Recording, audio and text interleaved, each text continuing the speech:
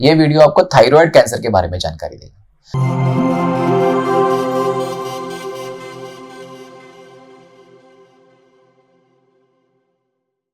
नमस्ते, मैं doctor Tushar Patil Sahyadri hospital यहाँ पर कैंसर स्पेशलिस्ट के तौर पर काम कर रहा हूँ।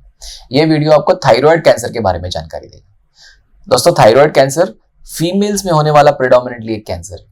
जैसे कि आपको मालूम है कि थायराइड की कई बीमारियां मैक्सिमम फीमेल्स में पाई जाती हैं, उसी तरह से कैंसर्स भी कुछ तरह के फीमेल्स में ही पाए जाते हैं। थायराइड कैंसर उसमें प्रमुखता है। दो मेल में भी थायराइड कैंसर होता है, बट थायराइड कैंसर फीमेल्स में काफी कॉमन है। तो थायराइड की सबसे पहली विशेषता है कि वो हमें एक स्वेलिंग या गट्टू के जैसा दिखेगा और वो तुरंत ही एप्रिशिएट होगा। तो ये कॉमन सिम्टम होता है कि पेशेंट्स को थायराइड रीजन में एक स्वेलिंग आती है और पेशेंट उसके लिए हमें कंसल्ट करते हैं। मैक्सिमम टाइम्स पे ये कैंसर नहीं होता। इसको कोलॉइड गॉइटर या नोड्यूल होता है जो कि नॉर्मल है, जो सिर्फ हाइपर फंक्शनिंग थायराइड की वजह से होता है और उसे कोई सर्जिकल ट्रीटमेंट की जरूरत नहीं है। ऑफ कोर्स कुछ जांचें करके, सोनोग्राफी करके और कुछ ब्लड टेस्ट करके हम इसकी पता करते हैं कि ये इसमें कैंसर होने की पॉसिबिलिटी है या नहीं है। थायराइड कैंसर के रीजंस हमें मालूम नहीं है। उसमें कुछ रेडिएशन एक्सपोजर और कुछ विशिष्ट बेल्ट जहां पे रेडिएशन का एक्सपोजर ज्यादा पाया जाता है, वहां पे कैंसर की पॉसिबिलिटी ज्यादा है। उसका कॉमनेस्ट एज हम थायराइड कैंसर का बोले तो अराउंड 30 to 50 एज ग्रुप में पाया जाएगा। लेकिन एक विशिष्ट तरह का कैंसर है, कैंसर में जिसको हम एनाप्लास्टिक बोलते हैं, जो कि बहुत एग्रेसिव या उग्र है और उसका एज 60 और 65 के बियॉन्ड है।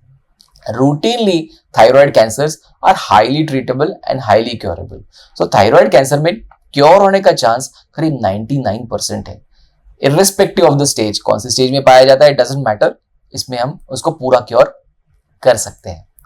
सिम्टम्स में हमने बात कर लिए कि एक स्वेलिंग की तरह ये आता है और कई बार इसके रिलेटेड और कुछ सिम्टम्स भी हो सकते हैं। लोकल कंप्रेशन की वजह से, कभी कभार अगर वो नीचे लंग्स की तरफ जा रहा है तो उसकी वजह से वोकल कॉर्ड के रिलेटेड सिम्टम आ सकते हैं, खांसी आ सकती है पेशेंट को।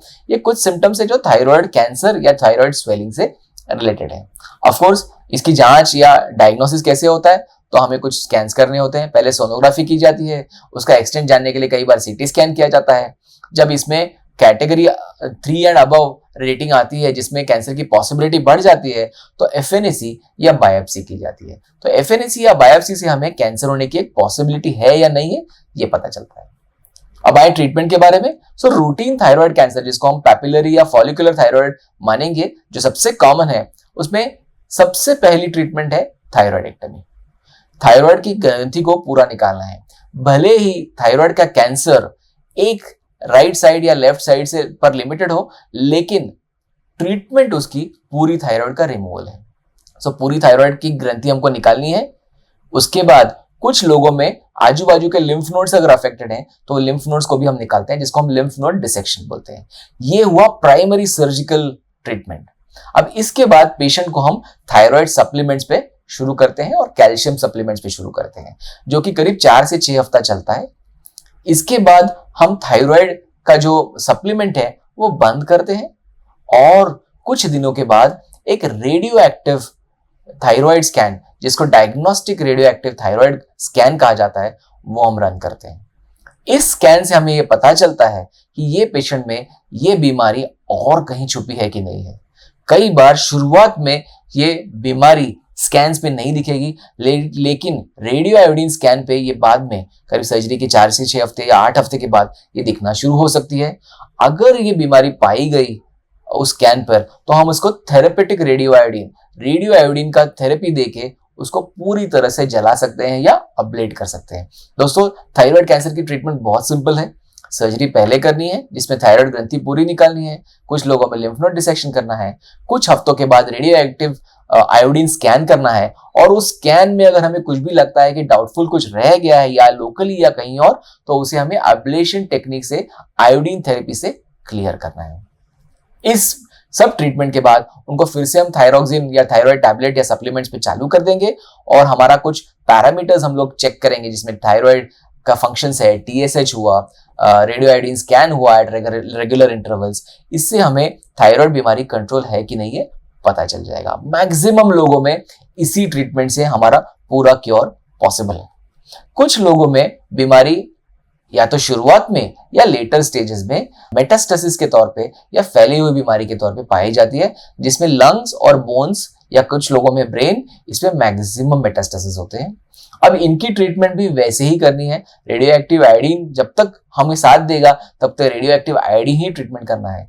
जिन पेशेंट्स में रेडियो एक्टिव आयोडीन थेरेपी काम नहीं करती, जिसको हम आयोडीन रिफ्रैक्टरी डिजीज बोलते हैं, उनमें कुछ टैबलेट्स हैं जिनका नाम लेनवार्टिनिब, कार्बोजेंटिनिब, ऐसे 2-3 तरह की टैबलेट्स हैं जो हम दे पाते हैं और इन पेशेंट्स को बीमारी हम कंट्रोल कर सकते हैं। दोस्तों, ये परसेंटेज ऑफ पेशेंट जो मेटास्टेसाइज या स्टेज 4 में पाए जाते हैं बहुत कम है, 1 to 2%, not more than that. So this is a unique subset where thyroid surgery and radioactive thyroid treatment just kills the cancer and does not allow it to come back in almost 95 to 99% of the cases. Highly curable cancer ऐसा है। कुछ और तरह के types of thyroid cancer हैं जिनको थोड़ा सा अलग तरह से ट्रीटमेंट करना पड़ता है, जैसे medullary carcinoma of thyroid. Surgery उसमें पार्ट वही है, लेकिन इसमें रेडियो आयोडीन एक्टिव का कोई यूजफुलनेस नहीं है। एक सबसे ड्रेडेड बीमारी है एनाप्लास्टिक कार्सिनोमा थायराइड, जो थायराइड का ही कैंसर है, जो एल्डरली लोगों में पाया जाता है, but it is very very aggressive. Loco regionally वो हर जगह पे फैल जाता है और जब तक वो डायग्नोज होता है मैक्सिमम लोगों को वो मेट्स के तौर पे या लंग में फैले हुए बीमारी के तौर पे या बोन में फैले हुए बीमारी के तौर पे पाया जाता है। दोस्तों, इसका आउटकम हमारे प्रीवियस थायराइड कैंसर के एग्जैक्टली ऑपोजिट है। वहां हमने बोला कि 99% क्योर होगा, यहाँ पे 1% भी क्योर रेट नहीं है। These patients if they are found to have cancer which is very very aggressive and spread to other organs, they usually have a survival of only 6 to 9 months regardless of treatment। और इसमें radio active iodine का कोई usefulness नहीं है। इसमें हमें उनको chemo देना पड़ता है, रेडिएशन देना पड़ता है और इससे थोड़ा फार हम लाइफ प्रोलॉन्गेशन कर सकते हैं। तो थायराइड कैंसर एक बड़ा स्पेक्ट्रम है जिसमें मैक्सिमम कैंसर हमारे हाईली क्योरेबल सबसेट में आते हैं और 1 या 2 तरह के कैंसर से ज्यादा एग्रेसिव है और जो very very low curable rate के साथ आते हैं। और भी कोई जानकारी या डिटेल्स अगर आपको चाहिए होंगे तो आप अपने नजदीकी ऑन्कोलॉजिस्ट से कांटेक्ट कर सकते हैं। अगर गले में कोई भी अवधान ग्रंथि आपको दिखे तो उसकी सोनोग्राफी करवा लेना और सही डॉक्टरी जांच करवा लेना ये जरूरी है।